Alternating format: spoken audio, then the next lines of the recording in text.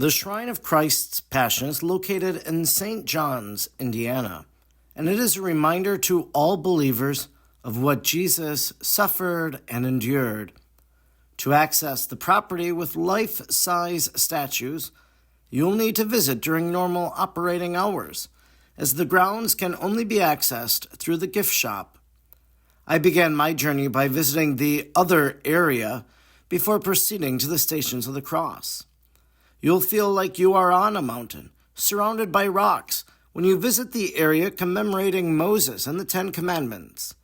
In this spot, recommit yourself to living more fully the commandments God gave to Moses on Mount Sinai. Continue walking and you'll discover a special area of devotion to Our Lady of Guadalupe. As you proceed back to the area where the Stations of the Cross are, be sure to take in the beauty of the grounds and the architectural design.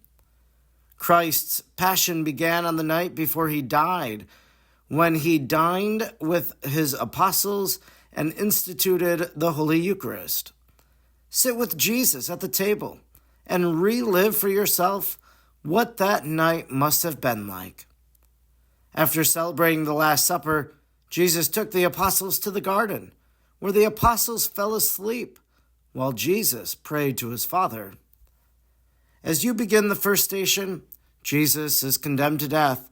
You begin to realize how lifelike these statues are as you take in the entirety of the scene. Jesus stands there and receives his sentence. And in the next station, he willingly takes up the cross and receives it for you and for me. Jesus stumbles and falls in the third station, while at the fourth station he meets his mother. One can only imagine the comfort she brought to him in that moment. What is striking to me about Simon of Cyrene helping Jesus is that his back is facing the viewer. It is almost as if he doesn't want people to know who he is or that he is helping this criminal. What a gift St. Veronica was to Jesus, wiping the blood from his face and providing a tender touch. As Jesus falls a second time, he looks right at us, almost as if to say that he endured this all for us. Jesus consoled the weeping women, even in what looked like a hopeless situation. Jesus provided hope and still was teaching and comforting others. As Jesus fell a third time, the whole weight of the cross falls on him, and he collapses to the ground under the weight of the wood. The stripping of Jesus is a moment where the image of Ecce Homo could be recalled. Behold the man. Behold the man of sorrows. Behold the man of the passion. Look closely at the details and see the scars and wounds which Jesus endured. As Jesus is nailed to the cross, consider the anguish, the pain he endured. It is those nail marks that soon will be seen in the resurrection as proof that he is risen. As you approach Calvary, let it be as if you were there. Experience it for the first time, or anew once again. Hear the sound of the crowds and the voice of Jesus as he exclaims his 7 phrases. Stare into the face of the Savior and thank him for what he endured for your salvation and forgiveness. Mary holds the lifeless body of Jesus in a Michelangelo-esque Pieta image. What does Mary say to her son?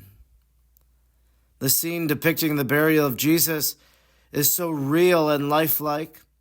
Joseph of Arimathea and Nicodemus are taking the body of Jesus to the place from where a message for all the ages will resound in just a few days. He is not here. He is risen. You will become a witness of the resurrection as you stand alongside Mary Magdalene, who receives this visit of the risen Lord. Finally, the shrine concludes with the ascension. almost as if for you to hear those words to go and make disciples. What you have received from the Lord in this visit, you are now called to bring into the world. You will exit the same way that you came in, through the gift shop.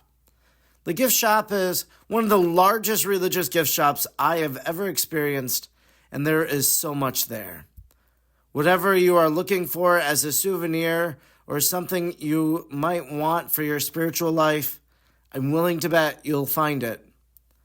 And as you leave, be sure to visit Our Lady of the Third Millennium, a large image of the Blessed Virgin in prayer that was to renew Marian devotion throughout the Archdiocese of Chicago at the dawning of the third millennium.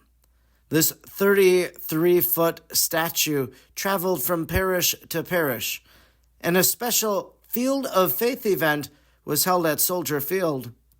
In 2009, Our Lady came to grace the property of the Shrine of Christ's Passion.